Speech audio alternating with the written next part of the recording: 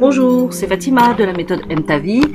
Alors, suite à ma vidéo sur les vibrations, j'avais abordé, mais de façon assez succincte, les effets néfastes de la télé en parlant des chaînes, en évoquant les chaînes d'infos comme BFM Télé et LCI.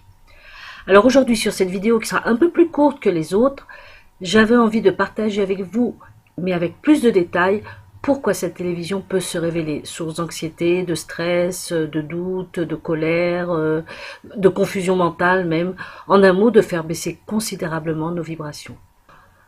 Bien, je me suis amusée à zapper un jour de semaine entre 16 heures jusqu'à autour de minuit. Voilà, on y va? C'est parti. Alors j'ai zappé et je suis tombée sur quoi? Sur les séries américaines. Oh, la chère télé française est friande des séries américaines. Il y en a à foison, hein. Vous zappez sur, je sais pas moi, sur 22 chaînes, il doit y en avoir 18 à peu près, hein. Donc voilà. Et alors là, on n'a que l'embarras du choix, hein. Il n'est question que d'enquêtes criminelles plus ou moins atroces, alors avec force détail sur les crimes, l'arme du crime, en général un énorme couteau ensanglanté près du cadavre, puis dissécation du dit cadavre en gros plan, s'il vous plaît, par le médecin légiste, parce que maintenant le médecin légiste dans les séries, c'est devenu un rôle à part entière, hein. Alors, entre deux répliques, j'ai pu voir que le fameux professionnel de santé, hein, lors de son autopsie, il a pris le cœur de la victime, hein, tout ça entre deux répliques, hein, et il les a mis sur une espèce de balance pour les besoins de l'autopsie, certainement, hein, voilà. Bon, très important, les détails les plus macabres, les plus sordides, les plus scabreux. C'est important. Ça doit être dans le cahier des charges, hein, de la création de ces séries, hein. Voilà, ça c'est une petite série américaine qui a dû passer vers 16 heures, hein. Donc voilà, il y a les mamies devant la télé, il y a monsieur et madame tout le monde, des adolescents, voilà.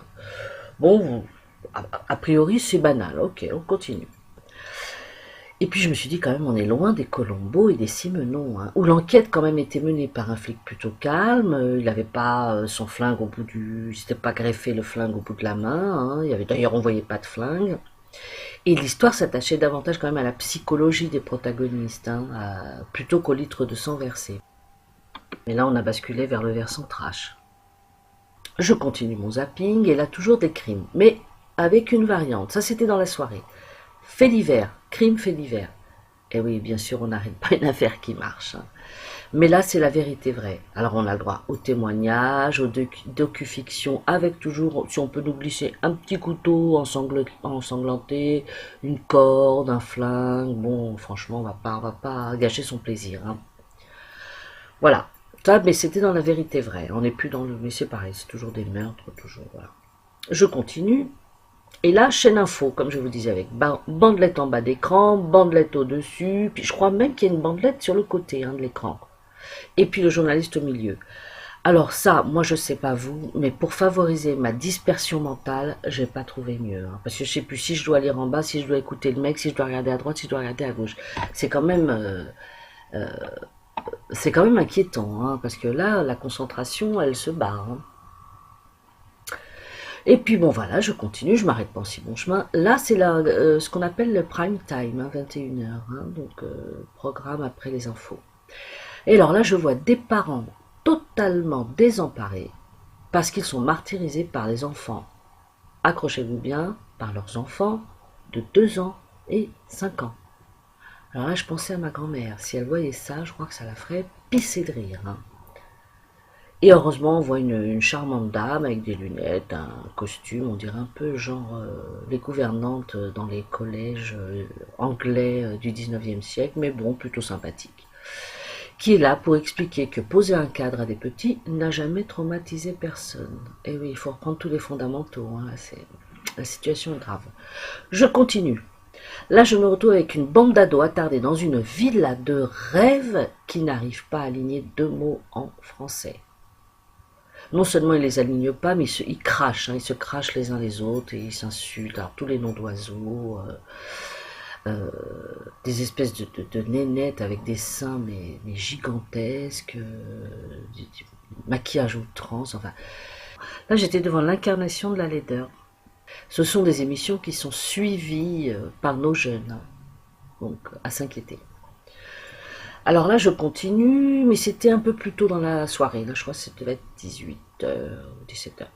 Et là, je me retrouve dans un talk show. Ok, très bien. Alors, des gens assis sur des petits fauteuils, puis une présentatrice debout, hein, qui a l'air de rire de tout et de rien. Je sais pas pourquoi, je sais pas compris pourquoi. Et après, j'ai compris, effectivement, parce que le thème était qui sera élu Miss Chirurgie Esthétique.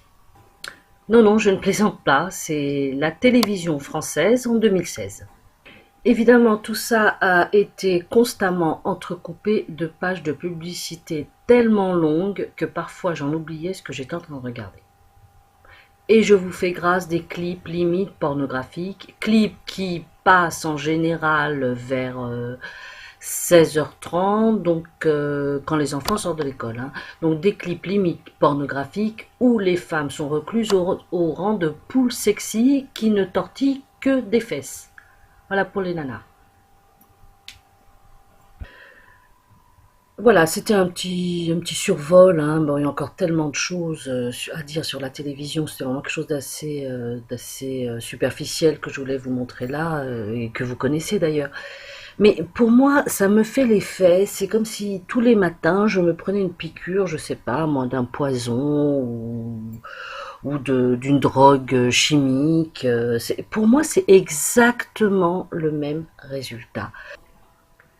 Oui, bien sûr, je ne dis pas qu'il faut que nous arrêtions de regarder la télévision, hein. Ceci dit, attendez, là j'ai peut-être un peu grossi le trait, mais c'est vrai qu'il y a certaines chaînes qui nous proposent des choses tout à fait intéressantes, il y a de très bons films qui passent, voilà.